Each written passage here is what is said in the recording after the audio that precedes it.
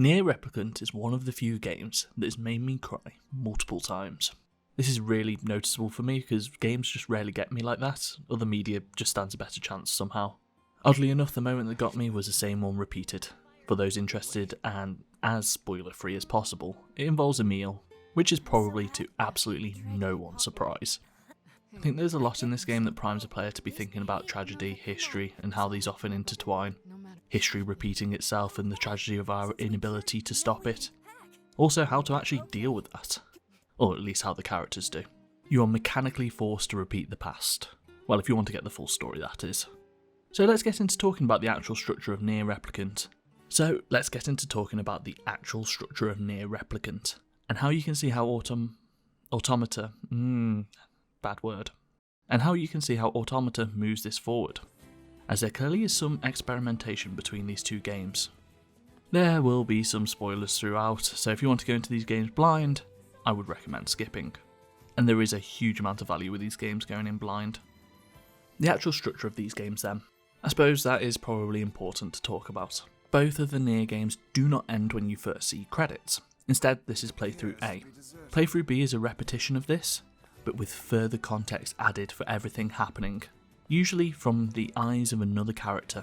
This is your make you feel crappy for your playthrough A. You know, the monsters are actually nice, a trick used in both games. And you'd think going across both of the games it'd be a little repetitive, but in the end it actually works for me. Only because Automata does not actually rely on that information as much. It's not a big twist. Instead it's a piece of information that's hidden from the characters more so than the player. So the game gets to repeat it without being repetitive. The C playthrough is where the games diverge though. I'm going to stick with Replicant for a minute, because that's sort of how this idea was outlined, but we'll come back and contrast it with Automata. The basic goal in Replicant is to rescue your sister, initially from a mysterious disease, but after some escalation, around the middle of the narrative, we need to rescue her from the mysterious Shadow Lord. This also comes with a jump forward in time. You are no longer a child, instead doing an Ocarina of Time and becoming an edgy anime young adult. Luckily the game does realise that this stuff as a child is mainly set up to the story, and so you don't actually have to play through that again on most of the additional playthroughs. Instead you start off as an adult, and a little bit into the story of an adult as well. To be fair, I could see an argument for replaying the stuff as a child again and adding extra context to that and see where that would have been fun. It could have very easily ended up wearing out its time with you. So that's the B playthrough, but let's add some more context to that. So we get this by getting greater access to one of our party members, Kaine. A character so central you could possibly argue she is even the protagonist of the story. Throughout playthrough A, you will hear her talking to herself with no context, while B gives you the other side of this conversation. A conversation that ends up often with the monsters, the Shades. This is just due to some of her actual physical makeup and so on and so forth. Story reasons that make a lot of sense and are actually good, and go play the game. But it also centres one of the great tricks that Nier games play. It's given interiority to a lot of what you're fighting. You come to understand them as a player, even if rarely the characters actually manage to make this final leap. Playthrough C brings us straight back to being an adult, and as you go through the same story one more time, you get very good at skipping cutscenes, knowing which fights are essential, and just generally fulfilling a routine by this stage. The podcast is playing in the background as you clean up the game. This routine, sticking through the familiar, is comfortable, if becoming a little repetitive at this stage. I think it's this playthrough you get a bit more of Emil's backstory also, although that could have been B.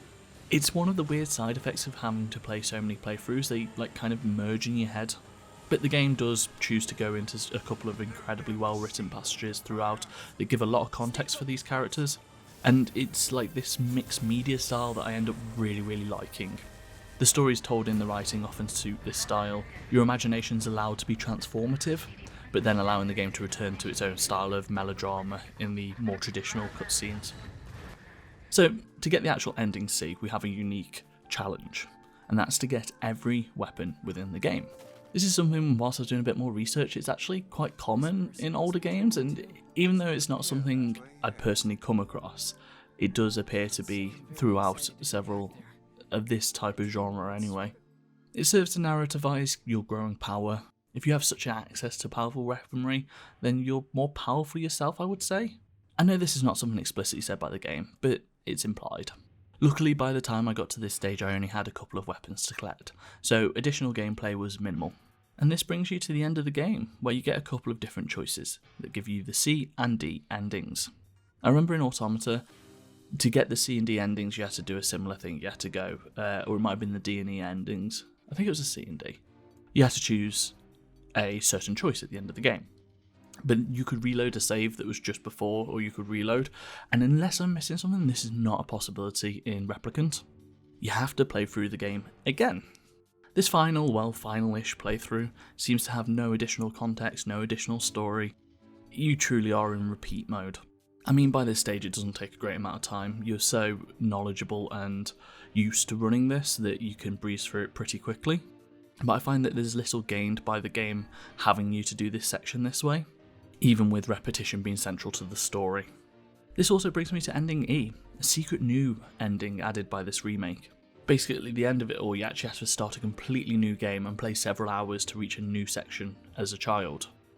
But the payoff is kind of more worth it, and going back and playing as a child again, because it's so long since I did that, 40 hours or something, I was starting to see the beginnings of the story and being like, oh, I remember this, I remember these characters, I remember them doing this, that or the other, and that actually remained interesting through that. I also find this new ending pretty fascinating. Often a story is a comedy or a tragedy, depending on where you end it. Someone falling over can be framed as being quite funny, especially if the camera cuts away at that moment. But if you have to follow them to a hospital and see them in pain with a broken wrist, then the story or the nature of the story changes itself. And let's just say, I don't really want to go deep into spoilers, but let's just say Ending E changes it from this one type of story to another. And there's a lot more to dig into there. It's probably worth several video essays itself, but not from me, I'm afraid. The actual structure of Nier is so interesting to me, by the very fact that it's uniquely suited to games. Repeating any media can elucidate new opinions. The self who's engaging with it is not the same as 10 years ago or whatever time and experiences have passed. As time goes on, we add new meaning as we gain greater context from life. But rarely, if ever, does repeating media have the ability to add context in the way a game does. You might get that moment of recontextualization at the end that makes you go, oh, and changes the nature of, say, a rewatch. Something like a Fight Club, where the ending of it rewards a second watch through. But the type of context that games tend to add is more active. It's added as you play, not something that is transformative after the act. So you can almost wallow in it and actually absorb it a little better. I know that Revelations probably have this similar effect in a lot of media, but I would stand by this way for games to achieve this effect is pretty unique. The experience itself does differ. So how does Automata improve this? There are so many ways that Automata is in conversation with the first Nier, but the structure especially feels like an experimentation that is coming together, an important step in the development of this style. You see the further playthroughs in Replicant to repetitive recontextualization at best, but at worst there are whole hours that add nothing further for me, apart from this active rumination that comes with just while you're playing anything. I say active passive, it's just kind of there, isn't it? So Automata starts with the A playthrough, as a character 2B, just breezing through some machine genocide, murdering our ways to the end. And then you move into the infamous B playthrough, where you play as 9S. There are a couple of important things about this playthrough as 9S. Firstly, his combat is just not as good as 2B. Playing through sections you've already done, but with the actual gameplay being worst, is kind of actually a harder ask, but he can hack machines. Hacking allows you to do damage towards enemies, but it also has a narrative importance outside of the combat. You see, most importantly, it gives you glimpses into the inside lives of the machines, again adding context to everything done before, even if you understand with this comes the inevitability of repeating the same actions. They have already been done before. But playthrough C is where we see these ideas come to fruition. Instead of then going back to the beginning and playing the same sequence, we are brought forward into a development of the story at the end. It's inherently more interesting to see how a story finishes out from a key point, rather than repeating the same content before. Freshness is something we value in games simply because when you're getting a new story or something completely new that isn't just repetitive, I feel like you naturally pay more attention to it and you internalise it better. And Automata recognises this. It's a recognition of the newness as being important. And then we go on to our final few endings of that game, which just continue on into new story. But I do like repeating a certain section and adding context to that section and then bringing us back round to add the actual end of the story on whilst we have that contextualisation. I think it's a really interesting way to develop a structure of a game, and I find it super easy to champion this style of structure, especially in games where it has a worthy story and lore and has plenty to uncover. It is perfect for those big twists and turns, the added learning it can give, but it also has plenty of space for the smaller, more intimate and emotional moments. There must be a certain amount of melodrama to sustain it, or at least in this very particular style. I think other people could go out there and make a completely different sort of story with this sort of structure and find something really interesting in it. But most importantly, it gives you time with the characters and world, it gives you time to think about what's going on, and there is just something magical about playing through something, having one set of thoughts about it and being told not only you're wrong, but that there are signs that things are different. Also, if the high moments are high enough, then repeating them might actually get me emotional multiple times. It's a style of playing games that I'm very interested in, for the fact it's so opposite to the way I choose to normally play games. I don't normally repeat games very often, or if I do, I like a bit of time between playthroughs to sort of allow additional context. The thing is, I understand the reasoning behind this type of play, whether for comfort or speedruns or just getting the most out of a purchase. I am both lucky to play a wide variety, but it's also what I'm quite interested in. I rarely go over 100 hours in the game, and this probably means I lose some ability to have a deep understanding of certain elements. I do think a large variety in the end adds its own sort of thing. But something about playing a variety means sometimes a game asks you to do the repetitive style, and there's something fun in being asked to play outside of your normal zone. It's something fun about being asked to do something different, especially being rewarded for it with additional high quality writing. It makes me want to see other people experiment with this style. I know it may suit certain types of stories, but I'm sure get some intelligent enough people behind it that they'll find some stories that are completely different to what we're playing here.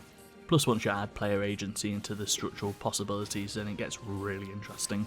Anyway, that's going to be enough on Nier. Thanks for watching. My name has been Billy. Goodbye.